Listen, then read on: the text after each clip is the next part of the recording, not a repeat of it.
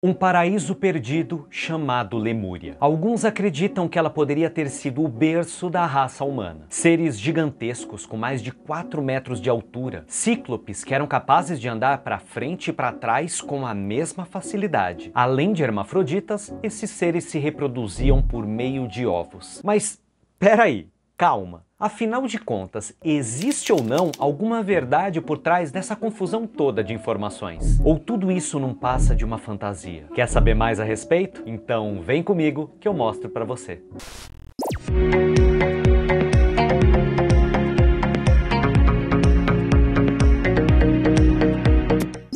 De tudo que eu disse na abertura do vídeo, talvez a única coisa que não seja tão correta dizer é que a Lemúria era um paraíso perdido. Até porque de perdido não tinha nada. E pensando na ideia que a gente tem de paraíso hoje em dia, fica muito distante a comparação. Mas vamos lá, onde que essa história toda começou? A criação de um mito ou de uma lenda se deve a um conjunto de coisas, e uma delas, talvez a principal, seja a necessidade que o ser humano tem de encontrar explicação para tudo. O problema disso é que na maioria das vezes a gente tem fatos que são muito isolados e quando tenta juntar tudo parece algo absurdo ou fantasioso. Como os exemplos do início do vídeo: gigantes, cíclopes, hermafroditas que botavam ovos. Tudo isso realmente aconteceu, mas não exatamente nessa ordem e nem tudo ao mesmo tempo, mas ao longo de milhões de anos de evolução. Não são dezenas nem centenas de milhares de anos, são milhões. Esquece de uma vez por todas essa ideia de que o ser humano surgiu há 100, 150, 200 mil anos atrás. Esquece isso. Esquece. Isso é o máximo que a ciência de hoje descobriu e meio que consegue provar, muito entre aspas. E mais uma vez eu vou repetir. Como a maioria da humanidade passou a acreditar apenas no que a ciência consegue provar, a ignorância do homem é exatamente igual a tudo que a ciência desconhece. E nesse meio todo, surgem os mitos e as lendas, como uma mistura de ficção com um pouquinho de realidade. Descrita como uma era sem fim de tão longa, a Lemúria foi o terceiro período de evolução e também pode ser chamado de terceira raça-mãe ou terceira raça-raiz. A ideia das raças-mães tem como fonte a teosofia, a ciência das idades, e que a sua origem se perde nos tempos. É importante vocês entenderem o seguinte, falando de uma maneira muito simplista: toda raça-mãe tem um nome e se divide em 7 sub-raças, cada uma com as suas características, tônicas e objetivos a serem desenvolvidos. E a terceira raça-mãe foi a Lemúria, como eu disse. A quarta raça-mãe foi a Atlante, que inclusive já tem vídeo aqui no canal falando sobre Atlântida. E atualmente nós estamos na quinta raça-mãe,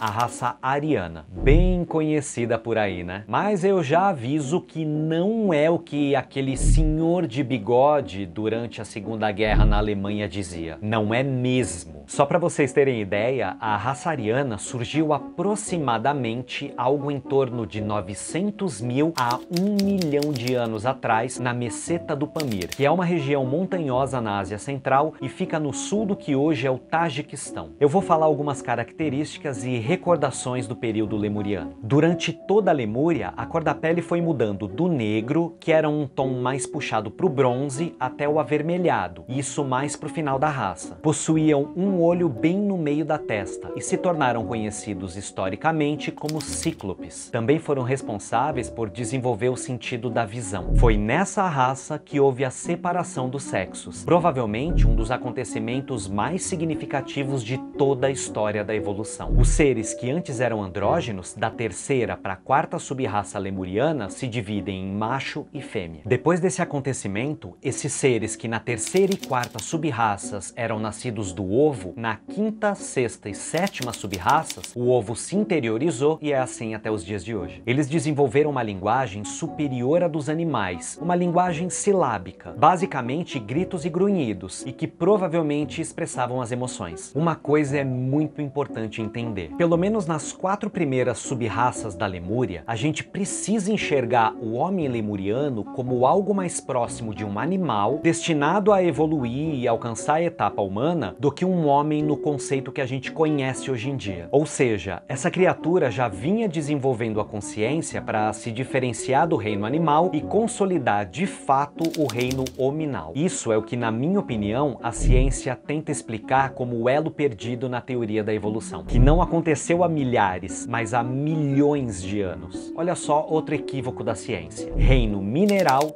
vegetal, animal e reino hominal. O homem não faz parte do reino animal. O homem não evoluiu do macaco, muito pelo contrário. Por isso da Lemúria ser um dos períodos mais obscuros e mais interessantes de toda a evolução humana. E não só por essa criatura ter alcançado a etapa da verdadeira humanidade, mas também pelo seu corpo físico ter experimentado várias e profundas alterações, incluindo a forma de se reproduzir. A terceira raça-mãe ocupou principalmente o que corresponde a mais ou menos a região do Pacífico, que vai desde a Ilha de Páscoa até a Ilha de Madagascar. As partes em vermelho nesse mapa mostram com uma certa exatidão como seria a formação de terras na Lemúria. Além do domínio do fogo, houve também o início, os primórdios das artes. Também construíram enormes estátuas, templos imensos, cidades que eram colossais e que são encontradas hoje em dia na Ilha de Páscoa, por exemplo. Essas estátuas, muito conhecidas, são exatamente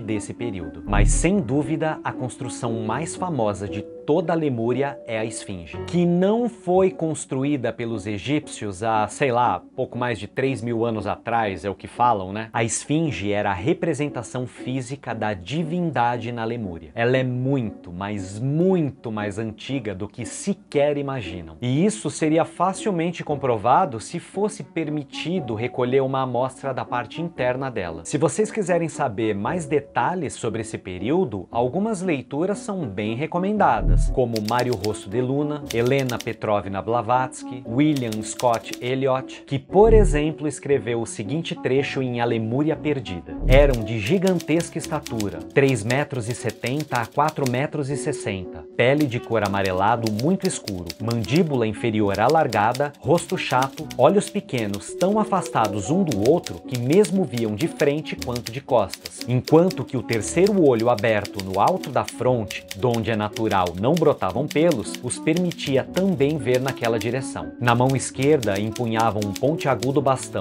tão longo quanto o seu corpo, que indubitavelmente lhe servia como arma ofensiva e defensiva. Na mão direita levavam enrolado ao extremo de uma comprida corda de fibras um enorme e horrível réptil parecido com um plesiossáurea. Os lemurianos haviam domesticado esse animal e se aproveitavam da sua força para caçar outros animais. O aspecto do homem dessa subraça, como acima está descrito, causava uma certa repugnância, porém não era de todo selvagem e representava o vulgar termo médio das gentes do seu tempo. Também é importante dizer que o tamanho gigantesco, tanto do homem lemuriano quanto dos animais, só era possível pela diferença da gravidade do planeta desse período com o que a gente conhece hoje. Digamos que a Terra não era tão densa nas primeiras subraças da Lemúria. Olha só essa citação de Blavatsky no livro A Doutrina Secreta: que os descendentes dos monstros semi-humanos, nascidos do pecado do sem-mente, foram diminuindo de tamanho ao cabo dos ciclos e densificaram mais e mais o seu corpo até parar durante a época Miocena. Blavatsky ainda nomeia todas as subraças e descreve os principais pontos da evolução de cada uma delas. Como a gente já sabe, tudo no universo é cíclico. Conforme esses ciclos da humanidade vão passando, acontecem as catástrofes responsáveis por destruir os lugares da Terra que se tornam impróprios para continuar a evolução dos seres, e que também são conhecidas popularmente como dilúvios. Eles acontecem quando a matéria de determinado local se torna muito densa, muito pesada, muito